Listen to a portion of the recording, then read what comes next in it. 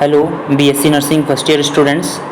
आज की क्लास में अपन डिस्कस करेंगे about the development and errors of thinking.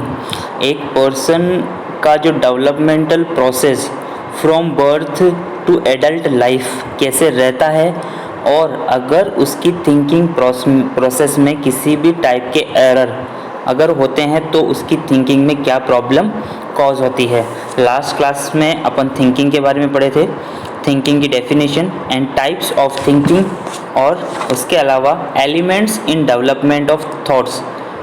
In 3 topics के बारे में पढ़े थे, जिसमें अपन ने टाइप्स ऑफ थिंकिंग में पढ़ा था परसेप्चुअल, कॉन्सेप्चुअल, रिफ्लेक्टिव, क्रिएटिव और क्रिटिकल थिंकिंग। जो थिंकिंग के टाइप्स होते हैं 5 टाइप्स की, वो कौन कौन से टाइप्स होते हैं, और इसके अलावा अपन ने पढ़ा था कि कौन कौन से ऐसे एलिमेंट्स हैं जो थॉट प्रोसेस के लिए नेसेसरी होती हैं, like as image, concept, symbol and sign, language और ब्रेन फंक्शन। यहाँ तक अपन ने लास्ट क्लास में कंप्लीट कर लिया था। इसके अलावा आज जो पढ़ेंगे वो पढ़ेंगे development and errors of thinking. Development की प्रोसेस के अगर बारे में अपन बात करें तो जीन पिगेट एक साइंटिस्ट थे। ये जीन पिगेट जो थे ये स्विस फिलोसोफर और साइकोलॉजिस्ट, स्विस के फिलोसोफर और साइकोलॉजिस्ट थे जीन पिगेट। जीन पिगेट ने आपके डेवलपमेंटल प्रोसेस को जाना और इस डेवलपमेंट ऑफ थिंकिंग को 4 स्टेप्स में या 4 कंटेंट में डिवाइडेड किया। जब भी एक पर्सन की नॉर्मल थिंकिंग प्रोसेस डेवलप होती है तो from birth to adult life उसके वे ऑफ थिंकिंग में बहुत सारे चेंजेस देखने को मिलते हैं। तो सबसे पहले अपन जीन पिगेट के बारे में देखते हैं। Jean Piaget a Swiss philosopher and psychologist dedicated his life work to observe and interacting with children to determine how their thinking process different from adults. Jean Piaget क्या है? एक फिलोसोफर और psychologist है। कहाँ के? स्विस के। और इनकी लाइफ में इन्होंने ऑब्जर्व किया और देखा कि चिल्ड्रन में जो डिफरेंट टाइप की थिंकिंग प्रोसेस चेंज होती है वो चिल्ड्रन से लेकर एडल्टहुड की लाइफ में कैसे कैसे चेंज होती है। Again according to Piaget theory of cognitive development means brain का डेवलपमेंट एक्चुअली में। According to Piaget theory of cognitive development the developing child passes through 4 stages. Jean Piaget ने थिंकिंग की प्रोसेस को एक्सप्लेन करते हुए बताया कि एक बच्चा फ्रॉम बर्थ से लेकर एडल्ट लाइफ में जो थिंकिंग प्रोसेस उसकी प्रोसीड होती है उसने उसको 4 स्टेजेस में डिवाइडेड किया। इन 4 स्टेजेस में जो थिंकिंग प्रोसेस होती है वो अलग अलग लेवल की डिफरेंट लेवल्स की होती है, और वो डिफरेंट लेवल्स क्या होती है और वो किस किस तरीके से सोचता है, किस किस एज ग्रुप में क्या क्या तरीका रहता है एक बच्चे के सोचने का, उसके बारे में एक स्विस फिलोसोफर जो थे और साइकोलॉजिस्ट थे जीन पिगेट, उन्होंने अपने को बताया। जीन पिगेट ने उन 4 स्टेजेस का नाम दिया और उनको नाम दिया sensory motor stage. First one कौन सी थी? Sensory motor stage. Second one कौन सी थी? Pre operational stage. Third one stage of concrete operation, और लास्ट वन थी फॉर्मल ऑपरेशनल। जीन पिगेट ने थिंकिंग की प्रोसेस को जानते हुए डेवलपमेंट के अनुसार क्या क्या चेंजेस थिंकिंग में होते हैं उसके अकॉर्डिंग 4 टाइप्स में डिवाइडेड किया, और उन 4 टाइप्स को नाम दिया कौन कौन सी? Sensory motor, pre operational, concrete operational और formal operational, which space reflect a range of organizational pattern that occur in definite sequence and within an approximate age duration। और इन्होंने जो ये 4 स्टेज डिवाइडेड किया, इन्होंने एक डेफिनेट सीक्वेंस बताई कि इस सीक्वेंस को सोचने के बाद या इस सीक्वेंस की थिंकिंग को कंप्लीट करने के बाद पर्सन जो होगा वो नेक्स्ट सीक्वेंस की थिंकिंग में प्रोसीड करेगा, और जो पर्टिकुलर थिंकिंग होगी वो एक पर्टिकुलर एज ग्रुप में ही सोची जाएगी, और जैसे जैसे एज चेंज होती जाती है उसकी थिंकिंग की स्टेज क्या होती है? अपने आप आगे बढ़ती जाती है। नेक्स्ट पॉइंट देखिए, development is influenced by biological maturation, social experience and experience with the physical environment. जो भी डेवलपमेंटल प्रोसेस किसी नॉर्मल इंडिविजुअल पर्सन की होती है वो कुछ फैक्टर्स होते हैं जिनके द्वारा इफेक्ट होती है, और वो फैक्टर्स कौन कौन से होते हैं? बायोलॉजिकल मैच्योरेशन और सोशल एक्सपीरियंस और experience with physical environment. Physical environment से मीन्स तो क्या है कि जिस तरीके से वो रहने का ढंग होगा, जिस तरीके से खेलने का, जिस तरीके से फिजिकल एक्टिविटी होगी वो भी उसको इफेक्ट करेगी। सेकेंड वन, जो सोशल एक्सपीरियंस उसको सोसाइटी से गेन होंगे, उन सोशल एक्सपीरियंस के द्वारा भी उसकी डेवलपमेंट इफेक्ट होगी। और बायोलॉजिकल जो इन्वायरमेंट में जो बायोलॉजिकल फैक्टर होते हैं, biological like a genetic from father parents, तो ये वाले फैक्टर्स भी क्या है उसको इफेक्ट करते हैं। कंटिन्यू।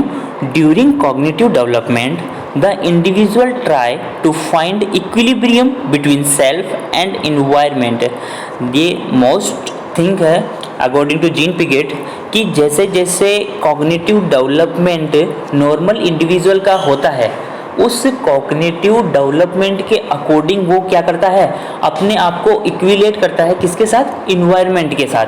कि जैसे जैसे वो अपने आप में मॉडिफिकेशन चाहेगा कि इन्वायरमेंट में होने वाले स्टिमुलेशन का वो रिस्पॉन्स दे सके, जिससे क्या हो, उसमें नॉर्मलिटी वाली फीलिंग रहे।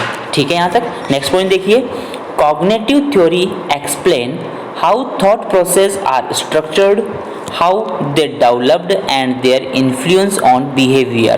कॉग्निटिव थ्योरी आपको क्या एक्सप्लेन करती है? जीन पिगेट ने, अगर आपको पूछा जाए कि कॉग्निटिव थ्योरी किसके द्वारा दी गई थी, तो कॉग्निटिव थ्योरी जीन पिगेट के द्वारा दी गई थी। और जो कॉग्निटिव थ्योरी है वो आपको क्या क्या चीज़ बताती है? वो बताती है how thought process are structured.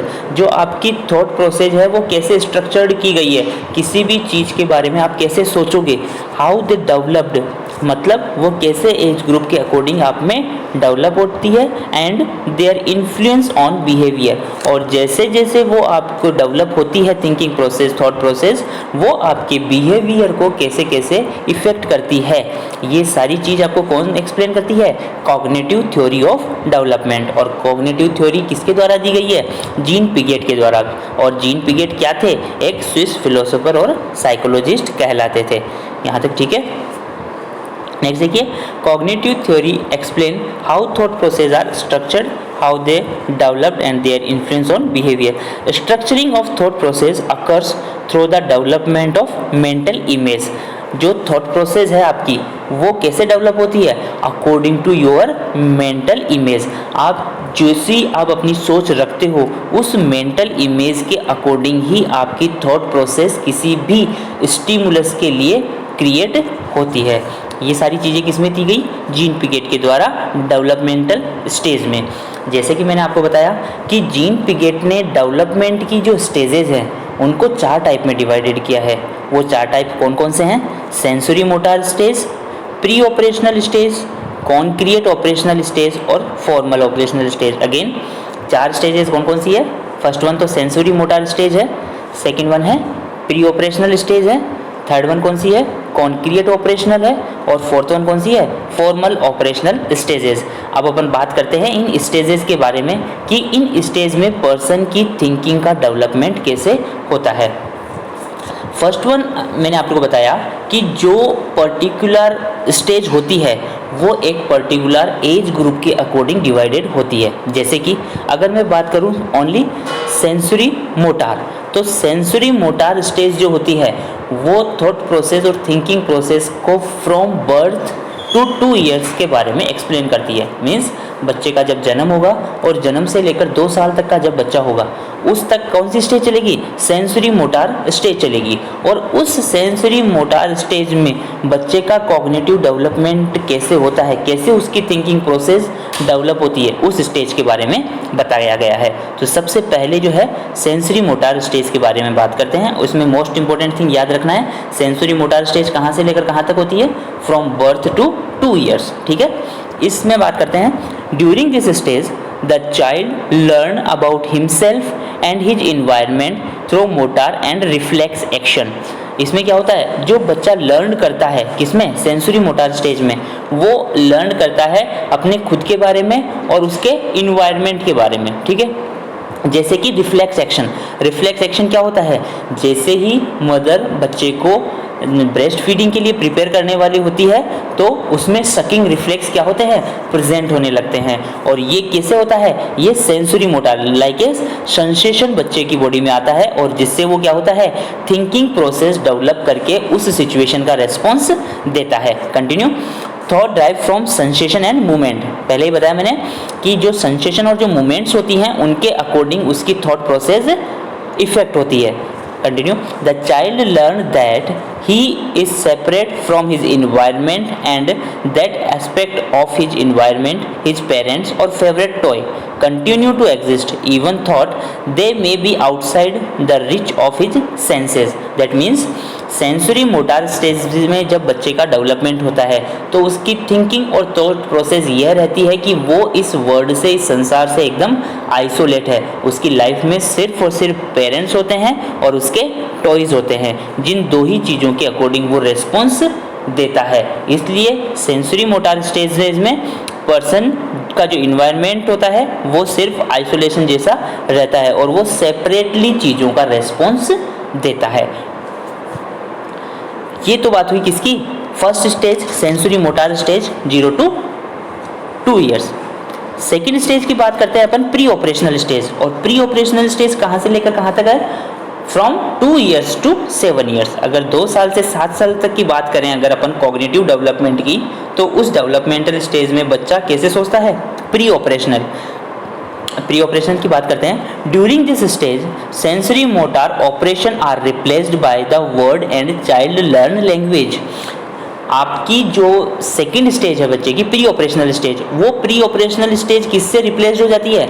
उसकी सेंसरी मोटर स्टेज तो रिप्लेस्ड हो जाती है और उसकी जगह क्या आ जाते हैं? उसके वर्ड्स और उसकी लैंग्वेज। मतलब उसकी लैंग्वेज का वो डेवलपमेंट कर लेता है प्री ऑपरेशनल स्टेज में। और जब बच्चा अपनी लैंग्वेज का डेवलपमेंट करता है तो वो क्या करता है? सेंसरी मोटर का रिस्पॉन्स नहीं देता है। तो प्री ऑपरेशनल स्टेज में क्या है? रिप्लेस हो गई कौन सी? Sensory motor operation. किसके द्वारा? चाइल्ड की लर्न लैंग्वेज के द्वारा। ठीक है, आगे देखिए। Applying his new knowledge of language the child begin to use symbol to represent objects. उसमें क्या है?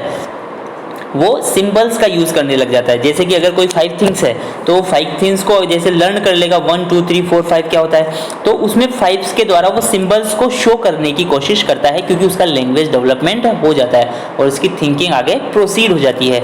He is now better able to think about things and events that are not immediately present.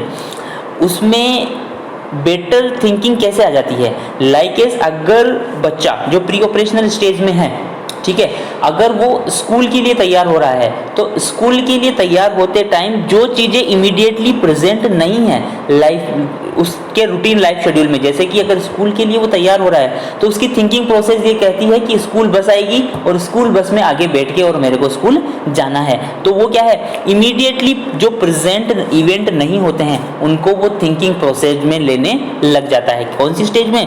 Pre operational stage में। इसमें continue देखिए। His thought process at this stage usually display a high degree of egocentrism, means and inability to take the point of view of another person. His thinking is influenced by fantasy. जो बच्चा pre operational stage में होता है, cognitive development की pre operational stage में होता है, वो अकॉर्डिंग टू अदर पर्सन के व्यू को नहीं देखता है। मीन्स वो कभी नहीं सोचता कि दूसरा पर्सन उसके बारे में क्या सोच रहा होगा, लेकिन उसकी जो भी थिंकिंग होती है वो किस में होती है? कल्पनाओं में होती है और सपनों में रहती है। The way he found like things to be and he assume that other see situation from his view point. मतलब वो चाहता है कि जो भी सिचुएशन है वो उसके खुद के व्यू पॉइंट के अकॉर्डिंग देखे और दूसरे भी उसी के अकॉर्डिंग उस बात को सोचे। He takes information and then change it in his mind to fit his ideas. मतलब वो चीज़ों को मॉडिफाई करके अपने माइंड के अकॉर्डिंग वो सोचने लगता है चीज़ों को। ठीक है, children in which stage do not understand cause effect relationship. इसमें क्या होता है, प्री ऑपरेशनल स्टेज में कॉज एंड इफेक्ट रिलेशनशिप बच्चा नहीं जानता है, ठीक है। जैसे कि अपने सेल्फ आइडियाज, अपने व्यू ऑफ पॉइंट से वो सोचता है, लेकिन अगर वो किसी चीज को गलत सोच रहा है तो वो उस गलत चीज से दूसरों पर क्या इफेक्ट आएगा। कॉज एंड इफेक्ट रिलेशनशिप क्या होता है, कॉज एंड इफेक्ट रिलेशनशिप, जैसे कि अगर मैं कहूँ स्मोकिंग कॉज लंग कैंसर, तो स्मोकिंग के कारण लंग कैंसर हो रहा है, तो ये क्या है, कॉज एंड इफेक्ट रिलेशनशिप। और इस कॉज एंड इफेक्ट रिलेशनशिप को क्या होता है, बच्चा नहीं समझता है कि स्मोकिंग करेंगे तो इससे हमारे को लंग कैंसर होगा। ऐसे किसी भी चीज के कारण क्या चीज होती है, इस प्री ऑपरेशनल स्टेज में बच्चा नहीं समझता है। सिर्फ और सिर्फ क्या होता है, सेंसरी मोटार का रिप्लेसमेंट होता है बाय द वर्ड्स और लैंग्वेज डेवलपमेंट, ठीक है। यहाँ तक नेक्स्ट अपन थर्ड स्टेज की बात करते हैं, कॉन्क्रिएट ऑपरेशनल। 4 स्टेजेस बताई थी, जिसमें फर्स्ट वन तो sensory motor, second one pre operational और थर्ड वन कौन सी है, कॉन्क्रिएट ऑपरेशनल। कॉन्क्रिएट ऑपरेशनल के बारे में अगर अपन बात करते हैं तो during this stage accommodation increase, the child develops and ability to think abstractly and to make west judgment about concrete और ऑब्जर्वेबल फिनोमिना। क्या होता है, एब्स्ट्रैक्ट थिंकिंग कर लेता है। जैसे कि अगर कोई लेसन अगर आप उसको पढ़ाते हो तो उस लेसन का एब्स्ट्रैक्ट क्या है, उसका मोरल क्या है, उस चीज़ के बारे में वो सोच लेता है। कौन सी स्टेज में, कॉन्क्रिएट स्टेज में, which in the past he needed to manipulate physically to understand. During this stage, children use logic and begin to grasp such important principles of nature such as numbers, classification and conservation of mass and length. मतलब इस stage में क्या करता है, वो किसी भी चीज़ को लॉजिकली सोचता है और सारी चीज़ों को इफेक्ट को देखता है कि इस चीज़ के कारण क्या इफेक्ट आने वाला है। ये कौन से स्टेज की बात कर रहे हैं अपन, कॉन्क्रिएट स्टेज की। कंटिन्यू देखिए, their thought process are limited to concrete object and events due to influence of social environment, school and teachers, there is corresponding expansion in way of thinking about people। मतलब वो लोगों को क्या करता है, social environment, schools और teachers, इन सब के इफेक्ट्स हैं, क्यों सभी चीज़ों के बीच में वो घुलने लगेगा, इन्वायरमेंट में, स्कूल्स में और टीचर्स के साथ। तो उन सारों के साथ क्या होता है, उसके सोशली वो इन्फ्लुएंस्ड होता है। और expansion in way of thinking about people, और लोगों के बारे में सोचने के बारे में क्या है, उसकी जो थिंकिंग प्रोसेस है वो और एक्सपेंडेड होती रहती है, ठीक है। लास्ट वन जो स्टेज की बात कर रहे हैं अपन, फॉर्मल स्टेज। कॉन्क्रिएट ऑपरेशनल की स्टेज के बारे में मैंने बताया था, कॉन्क्रिएट ऑपरेशनल जो कहाँ तक होता है, 7 to 11 ईयर्स, 7 to 11 ईयर्स। और लास्ट वन जो फॉर्मल स्टेज है, फॉर्मल ऑपरेशनल जो स्टेज है वो होती है 11 to 15 ईयर्स। कहाँ से कहाँ तक होती है, 11 to 15 ईयर्स। इसमें देखिए, this stage bring cognition to its final form, ठीक है। ये स्टेज जो होती है इसकी फाइनल फॉर्म बनाती है। During this stage the person think in terms of abstract concept that are not physically present in nature. Physically जो नेचर में प्रेजेंट नहीं होता है उसका भी एब्स्ट्रैक्ट थिंकिंग इस स्टेज में पर्सन निकालता है। The child develops ability to think on scientific basis and find solution to problem. मतलब एक साइंटिफिक तरीके से बच्चा लास्ट स्टेज में इसमें सोचने लग जाता है और उसका क्या है, प्रॉब्लम का सॉल्यूशन निकालना शुरू कर देता है। और at this point he is capable of hypothetical and deductive reasoning. मतलब अपने माइंड में किसी भी वेरिएबल्स का रिलेशन बनाता है हाइपोथेटिकली, और उसमें क्या है, डिटेक्ट करता है। डिडक्टिव रीजनिंग क्या है, किसी भी जनरल इंफॉर्मेशन से स्पेसिफिक इंफॉर्मेशन तक पहुंचने की प्रोसेस को क्या है, डिडक्टिव रीजनिंग। तो ये क्या है, उसमें वो फॉर्मल ऑपरेशनल की स्टेज में डिडक्टिव रीजनिंग की तरफ थिंकिंग करने लग जाता है। तो ये तो बात हुई किसकी, डेवलपमेंटल ऑफ थिंकिंग की, जिसमें 4 स्टेजेस कौन कौन सी है, pre operational, sensory motor, pre operational, concrete operational और फॉर्मल ऑपरेशनल। ये तो अपन ने बात करी डेवलपमेंटल स्टेजेस की। एक मैंने इसमें ये बताया है कि अपन बात करेंगे एरर्स इन थिंकिंग। जब आपकी थिंकिंग प्रोसेस में कोई एरर आ जाता है तो उसको क्या कहते हैं। It is necessary that we should be aware of the error in thinking. There are 5 types of thinking error. 5 types के एरर्स होते हैं जो थिंकिंग में अपने क्रिएट होते हैं। वो कौन कौन से हैं, partialism, second one adversary thinking, third one time scale error, fourth one initial judgment, fifth one arrogance and conceit. इन एरर्स का क्या क्या मीन होता है ये आप लोगों को मैं बताता हूँ। फर्स्ट वन अपन बात करते हैं पार्टिलिज्म। पार्टिलिज्म क्या है? This error occur when the thinker observe the problem through one perspective only and the thinker examine only one और two factors of the problem and arrive at a premature solution. इस problem में partialism की thinking जब person में create होती है तो उसकी थिंकिंग प्रोसेस क्या होती है? उसमें एक्चुअली जो भी चीज़ होती है, जो भी प्रॉब्लम क्रिएट होती है, उसके वन और टू पॉइंट्स ही देखे जाते हैं, और जबकि और पर्सन्स को ऐसा नहीं होता है। एग्जाम्पल की बात करें, अगर किसी इंस्टीट्यूट में कोई स्टाफ काम करता है तो उस स्टाफ के लिए अगर आप वन और टू पॉइंट्स, मतलब सिर्फ और सिर्फ उसकी दो कमियां देखने के कारण अगर आप उसका इवेल्युएशन करते हो और जो उसके पॉजिटिव पॉइंट्स हैं उसका इवेल्युएशन आप नहीं कर सकते हो, तो ये थिंकिंग की कौन सी प्रॉब्लम है? ये थिंकिंग का फर्स्ट एरर है, वो कौन सा है? पार्टिलिज्म। ठीक है यहाँ तक। सेकंड वन अपन बात करते हैं एडवर्सरी थिंकिंग। एडवर्सरी थिंकिंग ऐसे होती है like if you are wrong so I should be right, मतलब सामने वाला भी गलत है लेकिन वो क्या कहना चाह रहा है कि अगर आप गलत हैं तो मैं सही हूं, लेकिन एक्चुअली में ऐसा नहीं होता है। इसलिए इसमें क्या गया है? This is like to you are wrong so I should be right type of reasoning. Politicians are the masters. जो एडवर्सरी थिंकिंग का यूज़ करते हैं उसमें कौन ज़्यादा मास्टर्स होते हैं? उसमें होते हैं पॉलिटिशियंस। पॉलिटिशियंस क्या करते हैं? पॉलिटिशियंस खुद गलत होते हैं लेकिन सामने वाले को वो गलत साबित करके क्या कह सकते हैं कि हाँ मैं सही हूँ, क्योंकि मैंने सामने वाले को गलत साबित कर दिया। तो ये किस टाइप की थिंकिंग है? Adversary thinking. ठीक है। सेकेंड वन तो पार्टिलिज्म। पार्टिलिज्म में क्या होता है? किसी भी पर्सन के सिंगल या डबल नेगेटिव पॉइंट्स को देखकर उसका इवेल्युएशन क्या करना क्या है? पार्टिलिज्म। जबकि एडवर्सरी थिंकिंग क्या है? आप इसमें पॉलिटिशियंस का एग्जांपल याद रखिए। पॉलिटिशियन में क्या है? एडवर्सरी थिंकिंग पाई जाती है जिसमें वो मास्टर्स रहता है और वो सामने वाले को गलत साबित करके क्या करता है? खुद को सही साबित कर लेता है। तो वो क्या है? Adversary thinking. Third one error की बात करते हैं अपन, time scale error. Time scale error क्या होता है? ये एक्चुअली में पार्टिलिज्म का ही पार्ट है।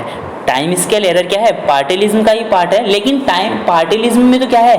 आप लॉन्ग टाइम ड्यूरेशन तक सिर्फ और सिर्फ दो पॉइंट नेगेटिव देखकर पर्सन का इवेल्युएशन करते हो, बट इसमें क्या है? टाइम की शॉर्टेज होने के कारण आप फास्टली उसका इवेल्युएशन कर देते हो और वो क्या है? वो थिंकिंग में प्रॉब्लम क्रिएट करता है। जैसे कि this is a kind of partialism in thinking in which the thinker see a problem from a limited time frame. एक लिमिटेड टाइम फ्रेम है, 24 आवर्स में आपको अगर आपको बताना है कि ये पर्सन कैसा है, सही है या गलत है, तो वो 24 आवर्स की लिमिटेशंस के कारण उसने जो 24 आवर्स में जो एक्टिविटी की, उन एक्टिविटीज़ को ऑब्जर्व कर कर आप क्या करोगे? उसका इवेल्युएशन कर दोगे, जिससे भी थिंकिंग में एरर आता है। और ये टाइम स्केल एरर जो होता है वो शॉर्ट टाइम के कारण क्रिएट होता है। फोर्थ अपन बात करते हैं इनिशियल जजमेंट। इनिशियल जजमेंट का मतलब होता है subjective. Here the thinker become very subjective instead of considering the issue और problem objectively and the thinker approach it with bias. जो थिंकर होता है, जो सोचने वाला होता है, वो उसको गलती से करता है। गलती से क्या है? Initial judgement. जैसे ही कोई गलत एक्टिविटी करता है, एक सिंगल गलत एक्टिविटी के कारण क्या होता है? उसकी थिंकिंग प्रोसेस उसके लिए गलत हो जाती है और वो क्या है? एक बायस के रूप में काम में लेता है। तो इनिशियल जजमेंट भी एक एरर है थिंकिंग प्रोसेस में। ठीक है। और लास्ट वन जो एरर आता है वो होता है एरोगेंस एंड कॉन्शियंट। इसमें क्या है? This error is sometimes called the village venue effect. Village venue effect क्या होता है?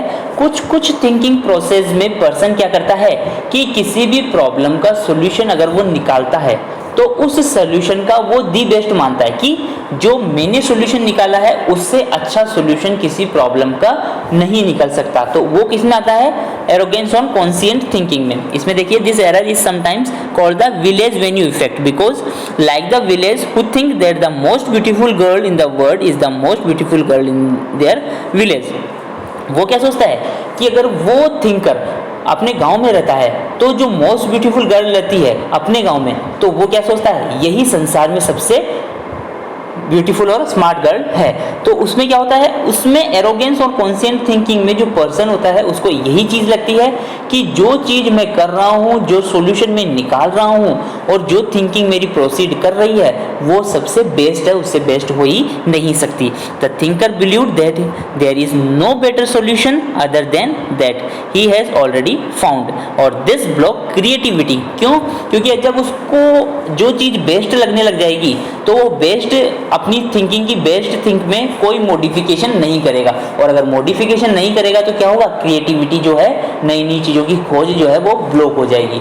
तो इस तरीके से 5 एरर्स आते हैं, वो कौन कौन से हैं? Partialism, adversary thinking, time scale error और इनिशियल जजमेंट। तो स्टूडेंट्स, आज की क्लास में development of stages about the thinking and errors in thinking complete होता है। आप thank you so much, next class में मिलते हैं।